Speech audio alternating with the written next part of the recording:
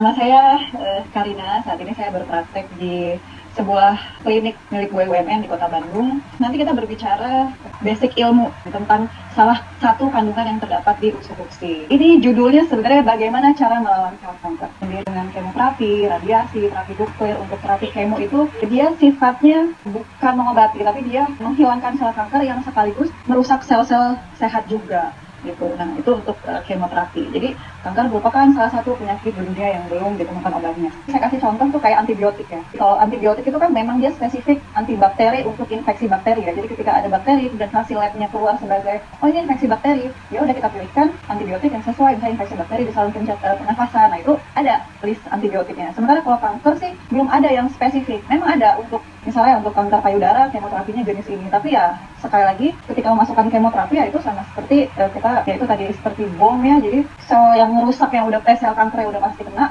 sel yang sehat udah pasti ikut menjadi rusak. Itu makanya kenapa orang yang menjalani kemo itu belakangan nanti pelan-pelan akan mengalami kebotakan ya, kemudian yang mual-mual, nah itu juga salah satu dampak dari kemoterapi tadi. Kemudian yang radiasi juga nggak kalah gitu ya, nggak kalah beratnya efek yang ditimbulkan. Yang paling sering itu biasanya kulit bagian yang diradiasi itu bisa kebakar gitu ya. Karena kita tidak punya pilihan ya, karena kerjanya sementara untuk menghilangkan kanker itu ya seperti itu. Kanker dengan menstimulasi sel pembunuh alami atau yang disebut dengan NK cells. Nah, jadi mekanisme penyakit kanker itu merupakan suatu mekanisme seluler yang melibat prosesnya tuh sangat kompleks dan ribet banget gitu ya. Nah, itu ada di tingkat seluler. Nah, jadi kalau mungkin teman-teman yang di IFC udah sering ya mendengar NK cells. NK cells itu apa sih? Nah, NK cells ini namanya juga cells ya, natural killer cells. Jadi itu tuh salah satu bagian dari sistem tubuh kita yang perannya spesifik.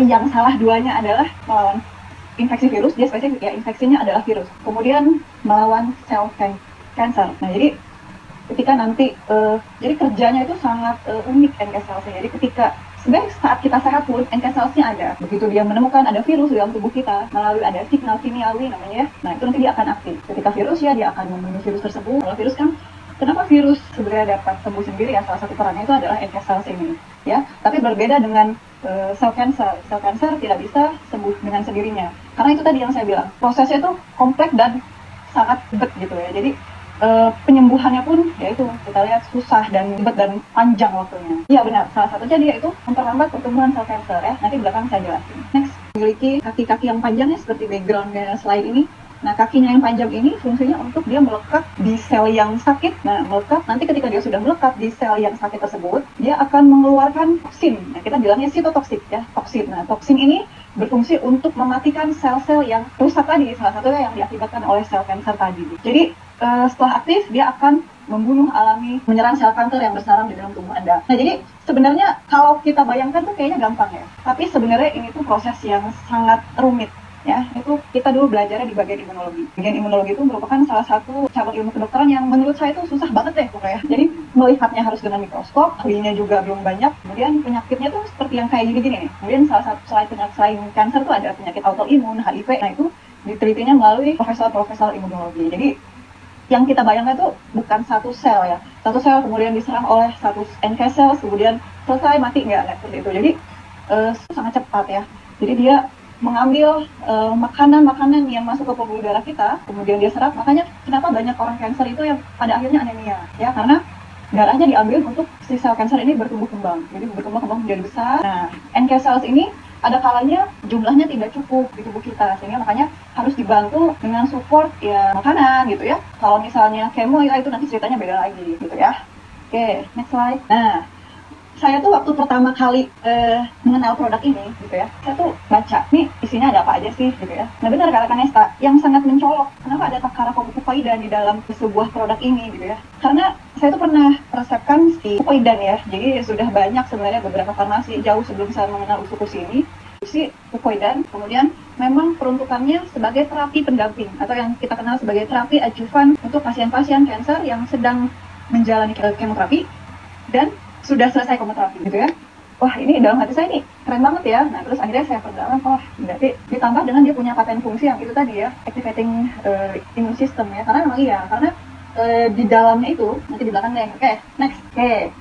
Apa itu? Nah, bentuknya tuh kurang lebih inilah ya. Yang ungu ini adalah natural killer cells, yang kuning ini adalah sel yang sakit, mungkin ilustrasinya seperti itu ya, dia melekat seperti ini.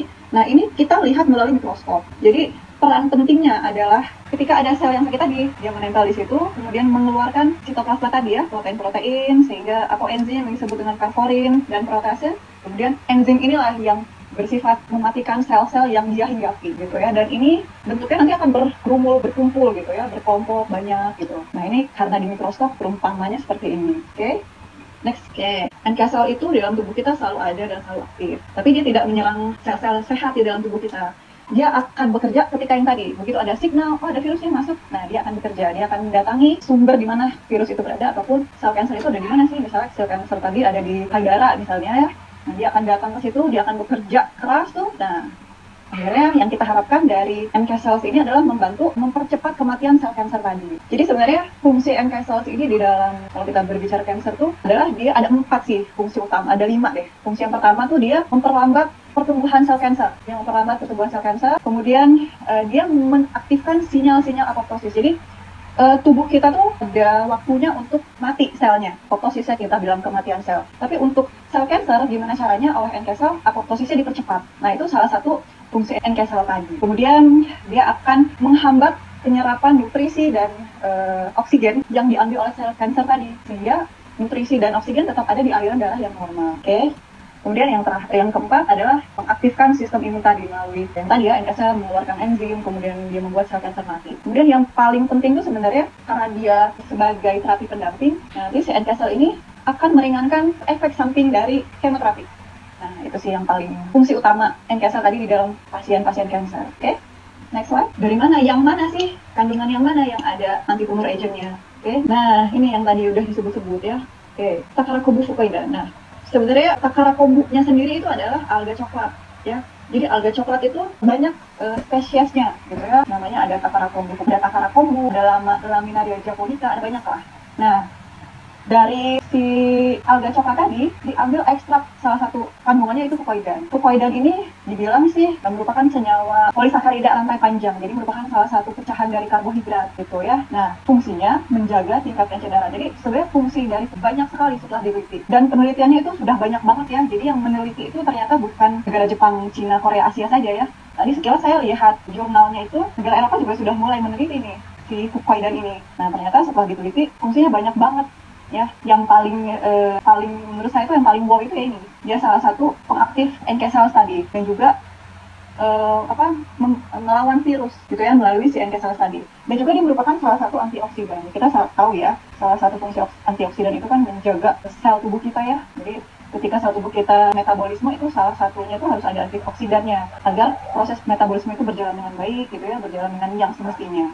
Gitu. Oke, next. Stimulasi sel pembunuh alami, NK cells. Nah, jadi kalau pada pasien kanker, khususnya seperti Kak Kirana tadi ya. Nah, NK cells ini terdapatnya dia tuh diemnya ada di sistem-sistem imun tubuh kita, seperti di limpa, di sumsum tulang, kemudian di kelenjar-kelenjar getah bening, gitu ya. Nah, saya ambil contoh aja Kak Kirana ya. Ketika dia tervonis kanker kelenjar getah bening ya, lymphoma Hodgkin. Nah itu sudah pasti deh, produksi NK cells-nya itu udah pasti, istilahnya kacau ya. Karena itu tuh rumahnya NK cells, jadi NK cells itu diproduksi di sistem-sistem organ-organ yang berfungsi untuk sebagai penghasil sistem imun tubuh kita. Jadi makanya kenapa mulai lemas-lemas, nah itu ya.